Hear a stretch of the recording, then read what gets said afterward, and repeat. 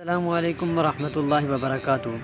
ناظرین، مغلیہ سلطنت کے 17 بادشاہوں میں سے صرف ایک بادشاہ جلال الدین محمد اکبر ایسے ہیں جن کے نام کے ساتھ اعظم یا دی گریٹ کے الفاظ لکھے جاتے ہیں اور انہیں تاریخ اکبر اعظم کے نام سے یاد کرتی ہے۔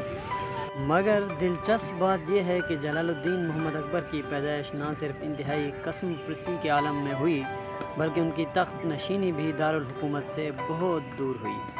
محمد حسین آزاد نے اپنی کتاب دربار اکبری میں لکھا ہے کہ امیر تیمور نے ہندوستان کو زور شمشیر سے فتح تو کیا، مگر وہ ایک بادل تھا جو کہ گرجا، برسا اور دیکھتے ہی دیکھتے کھل گیا۔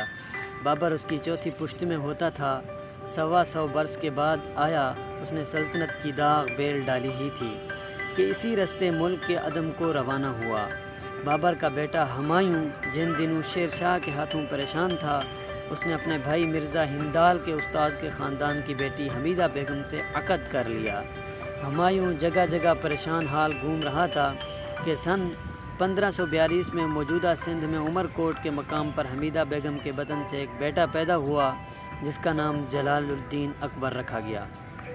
کوئی اور مغل بادشاہ ہوتا تو اس وقت زر و دولت کو پانی کی طرح بہاتا، لیکن بے سر و سامان ہمایوں کے پاس خوشی کے اس موقع پر لٹانے کو کچھ نہیں تھا۔ اسے یاد آیا کہ اس کی کمر میں ہرن کا مشک بندھا ہے، چنانچہ اس سے نکال کر توڑا گیا اور ذرا ذرا سا مشک تمام افراد میں تقسیم کیا گیا۔ بیتاد بادشاہ کی زبان سے یہ الفاظ ادا ہوئے: جس طرح ہرن کے مشک کی خوشبو اپنے اطراف کو معطر کر لیتی ہے، ایک دن اس بچے کی شہرت تمام دنیا میں پھیلے گی۔ یہاں سے در بدر ہمایوں ایران پہنچے اور کچھ عرصے بعد وہاں سے ایک فاتح کے طور پر ہندوستان لوٹے اور سلطنت مغلیہ کا احیاء ہو گیا۔